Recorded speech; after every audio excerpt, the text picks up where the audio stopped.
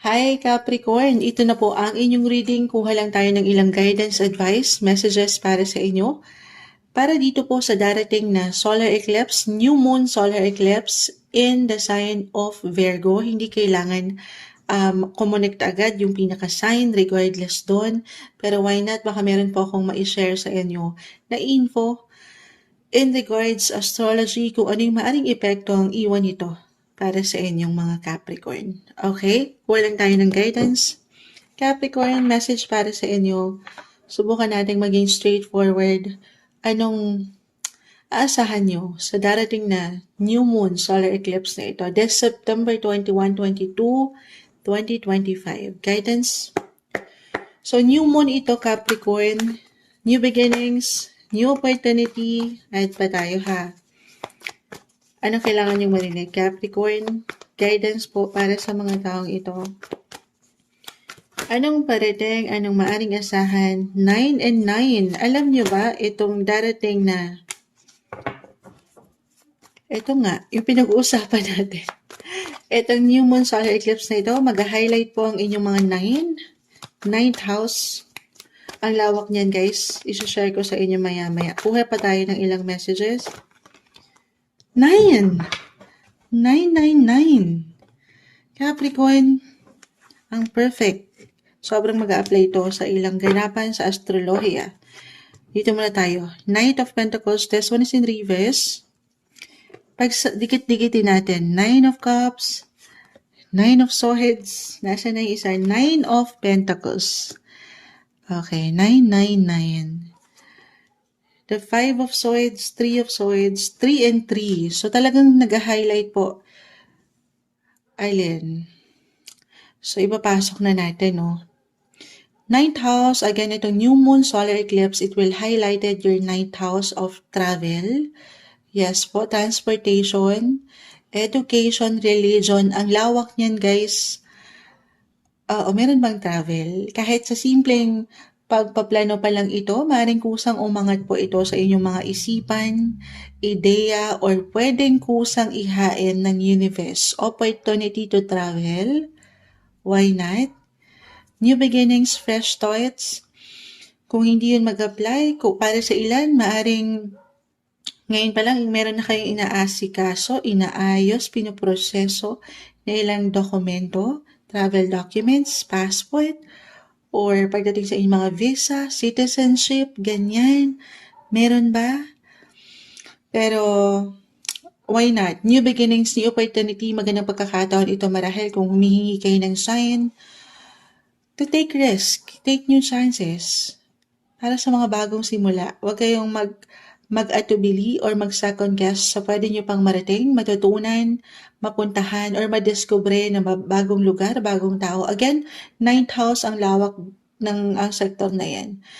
Meron at merong learnings, lessons, learnings in life, ang angat, realizations, conclusions, may ilang aral.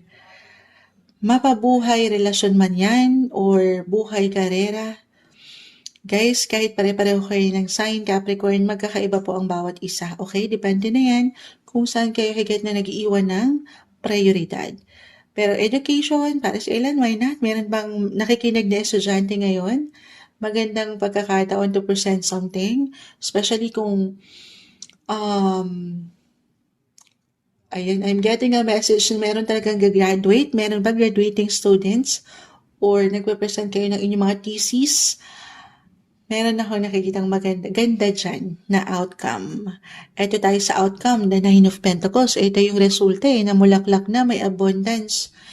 Pero lagi kong na-mention, Capricorn, a reminder na kung ano man ang maiiwan ng baraha po, kung anong umaangat dito, maring ito lang po yung kondisyon sa situation na kakaharapin nyo, pero yung resulta, yung outcome, at the end of the day ay wala po sa mga baraha. Okay? Of course, nasa inyo yan. Meron kayong mga free will, meron kayong mga desisyon, action, so paangatin nyo yan, ha? Speaking of education, why not? Since talaga nagbigay din dito, 999. Meron bang magbabalik eskwela? Kahit sa simpleng trainings lang po yan. Kung saan mas magiging malawak, mas magiging matalino or aangat ang inyong kapasidad. Parang meron at meron kayong for some of you, I feel na gusto nyo meron kayong matutunan pa talaga. Yung cravings is learnings. Why not? Pagdating sa mga isipan nyo, parang merong expansion or meron kayong gusto pang madiskubre na ang ganda. Or baka ito na yung sign para sa ilan po na gusto talagang magbalik school. Maging ano pa man ang edad mo, wala pong imposible. Okay? Or kung kayo estudyante, balik natin, i-connect natin. As student na magta-travel abroad. Okay? Moonchild, wala pa rin. Hindi ako makarelate. Capricorn, itong new moon na ito, baka merong opportunity po abroad talaga. Work. Kung andito kayo, naaring may umangat na especially kung halimbawa andito po kayo sa isang kumpanya na ang koneksyon ay nasa abroad or konektado talaga itong company nyo abroad, may maganda pong possibility dyan.